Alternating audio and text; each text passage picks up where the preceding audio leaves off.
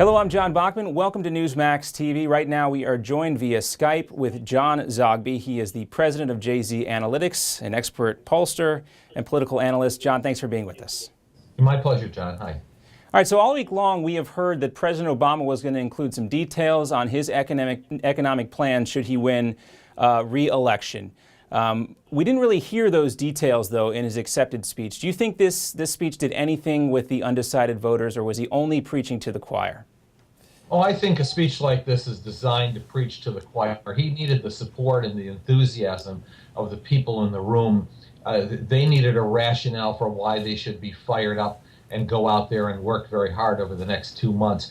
I was very surprised when I heard news leaks from someone that the president would be talking about specifics.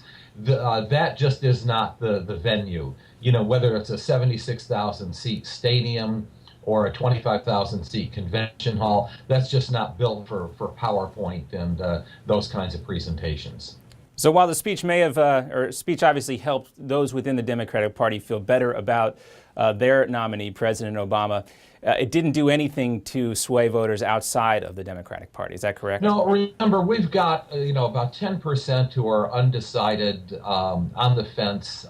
And those are people who are not going to spend a couple of hours watching the Republican or the Democratic national conventions just yet. They'll start to focus right around the time of the debates. So in other words, these political conventions, we're not seeing much of a bump after the Republican National Convention. We don't expect any significant bump after the Democratic National Convention. They're becoming less and less important every election cycle. Is that correct? Well, they really are. You know, no great decisions are made at the conventions. The delegates are already lined up.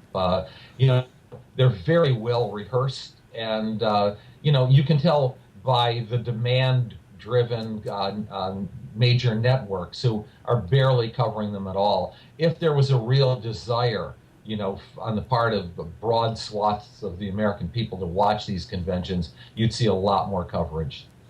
Now, the media focus has already shifted from President Obama's speech to this new jobs report, with the unemployment rate falling from 8.3% to 8.1%, though the economy only added 96,000 jobs. Does this further erode any claim that President Obama can make that the American public is better off now than they were 4 years ago? Well, not necessarily. Let's disaggregate those numbers. First of all, sticker, it's 8.3 down to 8.1. And so for those who are just driving by and see it on the bumper sticker, see it very quickly, you can argue good news. For those who hear the term 96,000 new jobs, well, from 4.5 million to now 4.6 million. That's sort of the top line. And that's going to impress supporters, maybe some of those who are on the fence. For those who are already disinclined to vote for Obama or leaning against Obama, the interpretation will be well known, which is that jobs are not growing fast enough. 400,000 or so who were in the workforce left the workforce and gave up. So there's a little bit of both here for both sides. I suspect, though, that this jobs report doesn't hurt the president. So what's the more important number, the most recent jobs report or the polling data that shows still a majority of the people in this country feel like we're headed in the wrong direction economically?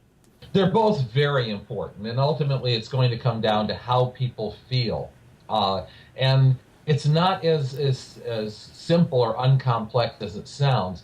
You have almost 2 out of 3 who feel that the nation is headed in the wrong direction, but then you also have a significant number who are saying, but just who is Mitt Romney? Who is the GOP? Why should we entrust our vote to them? And so you have 2 actually flawed candidates, and they've spent a lot of time delineating each other's flaws. And let's talk about President Clinton. We obviously heard his speech on Wednesday night. A lot of people felt like that speech was well received. A very emotional crowd enjoyed that speech.